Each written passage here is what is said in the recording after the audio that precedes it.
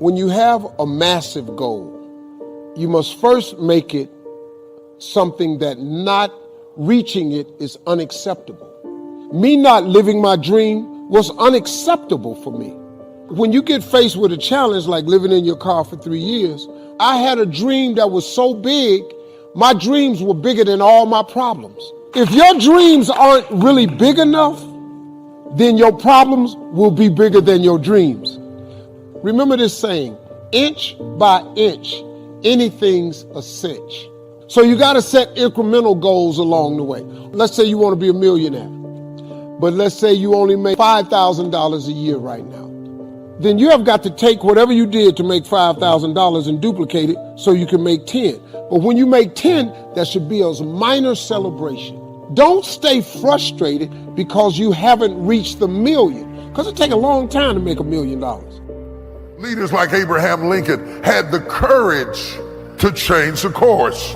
We always honor people after they're dead. But in real-time speed, our heroes were not popular because they swam upstream against the grain and they had to have courage to change the course. Nelson Mandela went to jail. You can get in trouble to change the course. Getting it right can have severe consequences. Corrections can often have severe consequences. So deciding as you look at your life, what fears that I'm allowing to imprison me, that's keeping me from living up to my true potential, that's keeping me from breaking out, that's keeping me from having a sense of adventure and excitement in my life. What's keeping me from controlling my destiny?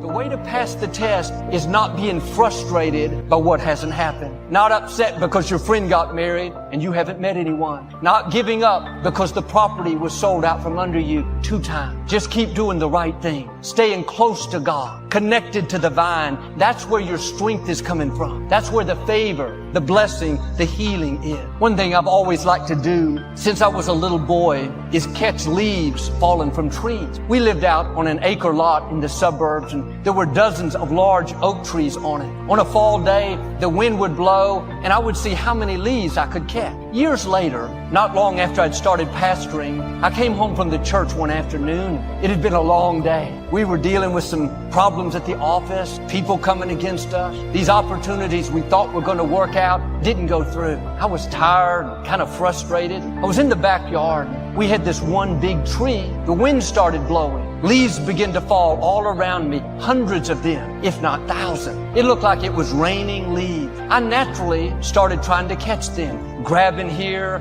grabbing there, but I couldn't catch anything. It was the strangest thing. Right when I was about to grab the leaf, it would dart away. I caught more when I was 8 years old. I was already frustrated. This was like pouring salt on the wound. Nothing was working out. A couple of hours later, I went out for a run through the neighborhood. As I turned the corner, coming down the last half mile, the wind started blowing. Leaves were falling here and there. I didn't pay any attention. I just kept running. About a minute later, after everything had calmed down, as this arm came up, a leaf landed perfectly in my hand. I didn't try to catch it. I didn't even see it coming. It just fell right into my palm while it was in motion. It was like God said to me, Joel, you're striving, trying to make all these things happen. Make the ministry grow. Make doors open. Make people before you. You don't have to do that. I control the universe. What I want open will open. What's supposed to be yours will fall into your hand. You don't have to manipulate things. Do it all in your own ability.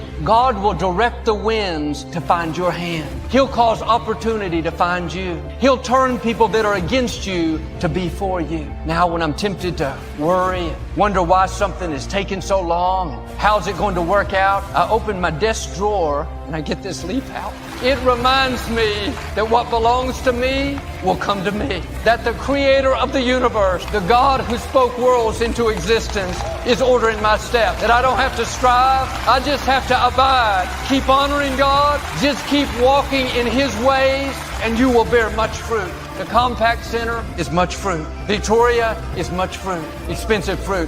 Our Sirius Radio channel, our Sirius Radio channel came to me, much fruit. I wonder if you're doing like I was, trying to grab a lead, frustrated because something is not changing, wondering why it's not working out. Stop striving. At the right time, what belongs to you is going to drop into your hand. It's not going to happen by your own efforts, your own ability. Yes, use your gifts. Yes, be your best. But what God is about to do is supernatural. You couldn't make it happen in your own strength. You didn't have the power, the ability, the experience. But because you're abiding, not striving, you're going to bear much fruit. As a teenager, David was out in the shepherd's fields taking care of his father's sheep. God put a big dream in his heart. He knew he was destined to do great things, but he was stuck out there. Nobody paid any attention to him. He could have thought, I'm not staying here. I have more in me. I'm going to show people what I can do. But he didn't try to force the door open. He didn't get in a hurry and try to make something happen out of God's timing. He stayed faithful where he was. He took care of those sheep day in and day out, made sure they were protected.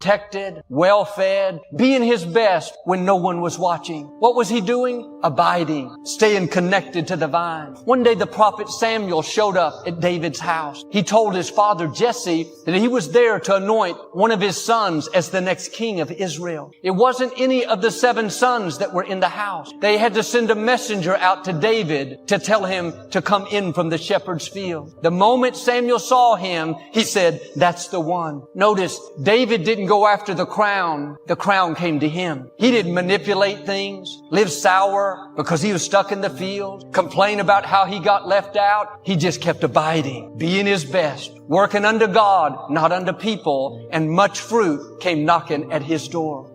If you'll just keep abiding, doing the right thing when no one is watching, staying faithful when things aren't changing, like with David, favor is going to come looking for you. Good breaks, healing, the right people are going to come knocking at your door. You're not being left out. God hasn't forgotten about you. He sees your faithfulness. He sees you doing the right thing when it's hard. Your time is coming. Stay connected to the vine and much fruit is on the way. Something better than you've imagined. The reason it's taken longer than you thought is it's going to be bigger than you thought. Out of the ordinary, something that you didn't see coming. I walked in our living room the other day and there was a lizard on the floor looking out the window. Now, I didn't want to touch him, but I didn't want him in the house. I got a paper grocery bag and I was going to catch him and put him outside. I put it on the floor just right, carefully scooted it up to him, but at the last minute he ran away. I tried this again and again. Every time he would outmaneuver me, run under the couch. I'd move that, get him in a corner, he'd run up the wall. This went on for 15 minutes. I chased him all over the room. Finally, he was so tired, so exhausted that he couldn't run anymore. I scooped him up, opened the door, and let him out. The whole time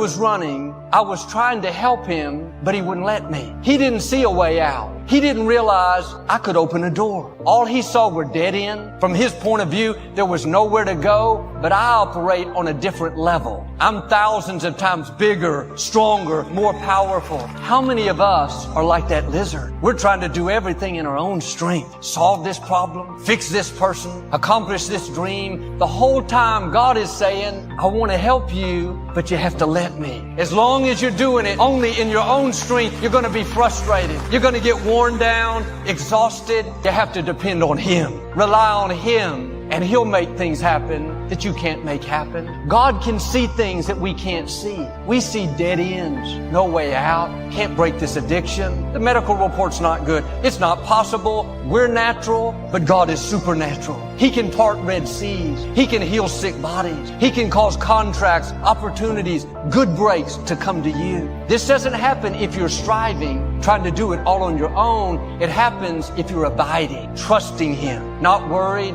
not stressed, but relaxed, knowing that He's in control. Every morning, it's good to admit our dependence on Him. God, I need you today. I'm going to stay connected to the vine. I'm going to be my best, use my talents, work hard, but God, I'm trusting you to bring the increase. I know apart from you, I can do nothing. You don't have to go through life all worked up, on edge. Today can be a turning point. Come out from under that pressure. You can't fix everyone, change everything. That's not your job. God is saying to you what He said to the people thousands of years ago. Stop your striving. Be still, and you will know that I am God. If you'll make this decision to abide and not strive, I believe and declare you're not only going to enjoy life more, but you're going to bear much fruit.